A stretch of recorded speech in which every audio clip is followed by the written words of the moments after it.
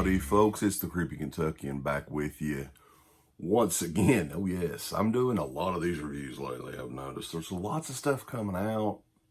This particular one is a re-release from our good friends over at Kino and Scorpion Releasing from 1998. And I gotta say, I've got quite a few Phantom of the Opera adaptations. Gaston Leroux's novel. I don't know how many damn different Phantom of the Opera movies there are, but this is probably one of the oddest ones.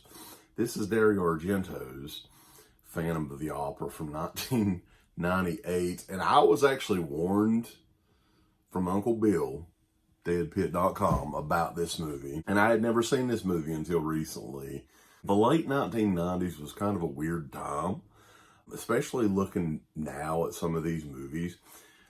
This one is one of Dario Argento's least liked films, I think, up until the ones that he's done more recently. It's a very loose adaptation of the Gaston Leroux novel. You know, the love story with Christine and Eric. It's a little bit different in this one. In this one, you get a backstory of where Eric has been raised at the bowels of the opera house by rats. He is not disfigured. He looks like one of the Nelson brothers in this. Christine is Dario Argento. Looks great in this movie. So great, in fact, my wife was like, wow, she's a very beautiful woman. And I'm like, yeah. Of course, it's Dario Argento, so they throw in a ton of gratuitous nudity and gore and stuff like that. The gore in this is actually pretty good. I enjoyed that. I didn't really enjoy much more about this movie. It was interesting to watch. It's a period piece, of course, set in like the late 1800s, early 1900s. The Phantom in this, he does not have the mask. He is not disfigured in any way. He has a weird, association with rats in this. There's an opening scene where the rats drag the young baby Eric to protect him, and the baby caresses it, and it looks like an animatronic rat from like Chuck E. Cheese. There's a lot of weird shit in this. There's some cool death sequences. There's some funny stuff in this. This is kind of goofy. The Carlotta character in this is very goofy, and it almost looks like somebody from like a drag show or something like that. The plot of this, it's kind of loosely the same. Eric is obsessed with the opera singer Christine. They do have some gratuitous sex scenes and stuff like that thrown in quite a bit. The transfer on this is really good, and it does have some extra features. I think this is a straight re-release of the original Blu-ray that came out a few years ago.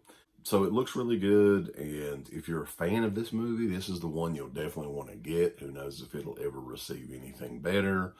The movie, though, some of the effects in it's definitely dated. They had some green screen effects in it that did not look very good for today. Even the opening credits, like whatever they used, the film was very dated. It feels kind of like an HBO original movie almost. But it's interesting enough. I mean, this is one of the Dario Argento films that is hardly ever referenced. And once you watch it, you'll really understand why.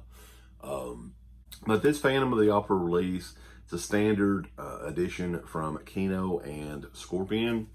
And there's really, it's kind of a bare bones deal.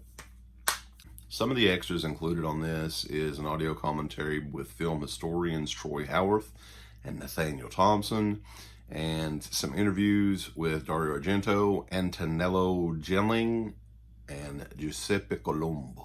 Also, Ennio Morricone, for some reason, did the score on this, and it's really like, the score is totally unnoticeable to me. And Julian Sands is Eric in this, and I don't know what it is, if I'm just not a fan of Julian Sands or what, but like, almost every movie that I see him in, I do not like. Anyway, that is Phantom of the Opera. If this sounds like something you want to check it out, and check us out over at DEADPIT.com. Give us the thumbs up. Up your butt. Like, subscribe. And if you subscribe, here's something else you can do. Once you subscribe, you can click the bell notification, right? and it'll notify you anytime that Dead Pit puts up new shit. Or don't. I really don't give a if you do or I don't. want you to. I want you to. I don't care.